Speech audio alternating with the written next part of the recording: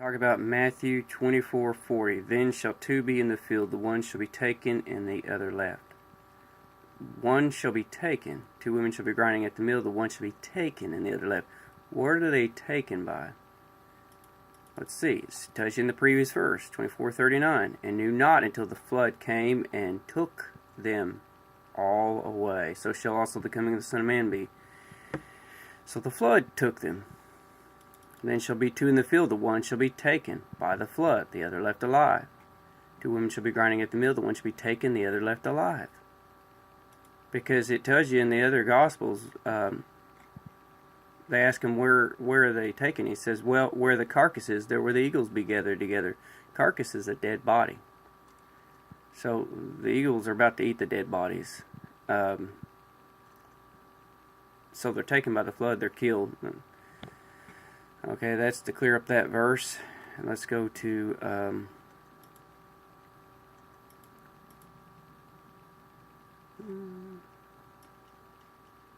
Luke 21:36.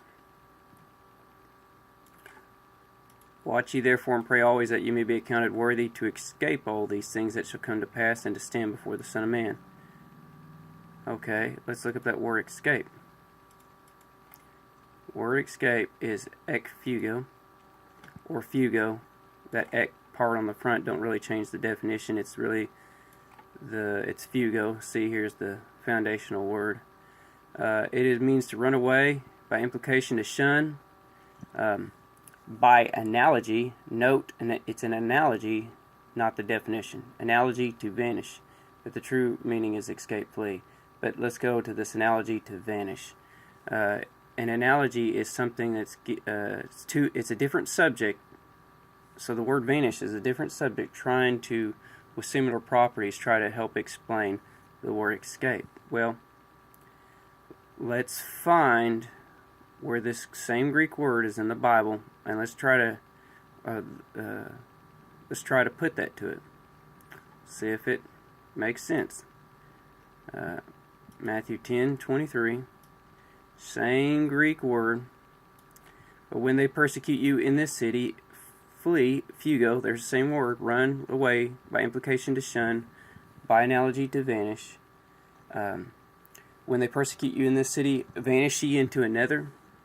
See, it's not the definition. It's just something with similar properties trying to explain something. But by no means are you supposed to go by that. You're supposed to go by the actual definition, escape, to flee away. So, they didn't vanish into another city, but they were no longer in that city, so it's like they weren't there.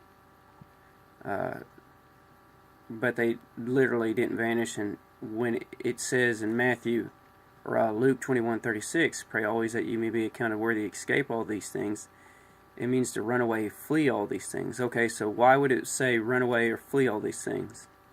Let's go to the previous verse.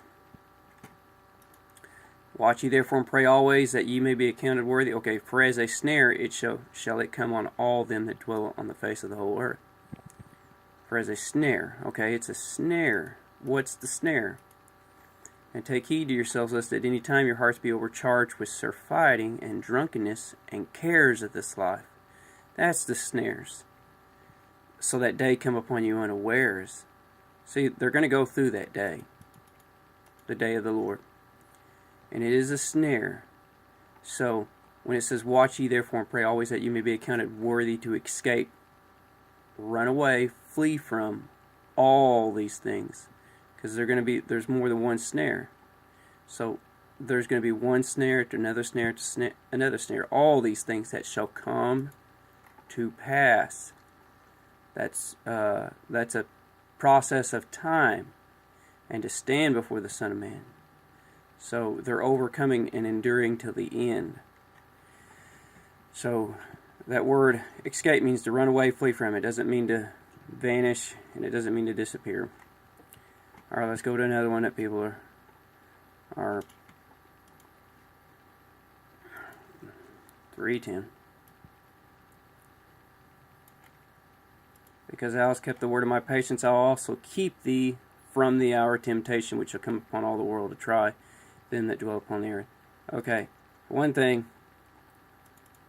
he didn't say remove thee. He said, keep thee. And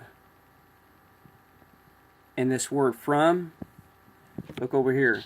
The Greek word, it can mean on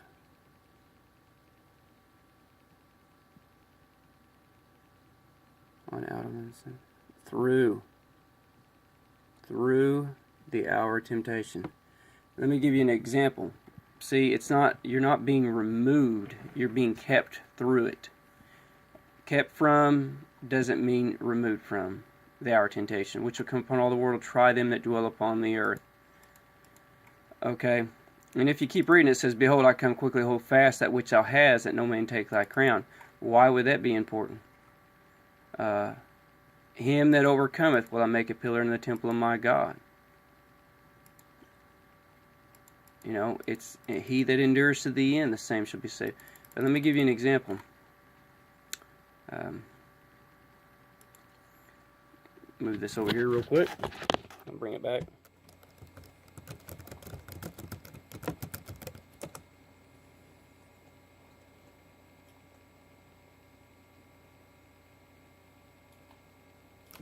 I'm going to give you the same wording in a different verse that Jesus uses. I pray not that thou shouldest take them out of the world. So for one thing, Jesus didn't pray that we'd be taken out of the world, but that thou shouldest keep from the evil. So he didn't say that thou should remove them from the evil, but he said, I pray not that thou shouldest take them out of the world, but that thou shouldest keep them from the evil. You get that? Keep them from the evil doesn't mean that they're removed from the evil. They're kept through it. And I pray not that thou shouldest take them out of the world. God don't want to take us out of the world. He wants us to be kept from the evil while we go through it.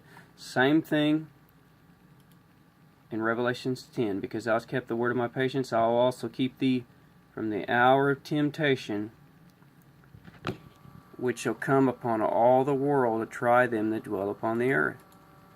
We're all going to be tried, and we're all going to have to endure it. And it's not this rapture theory is just it's an antichrist doctrine.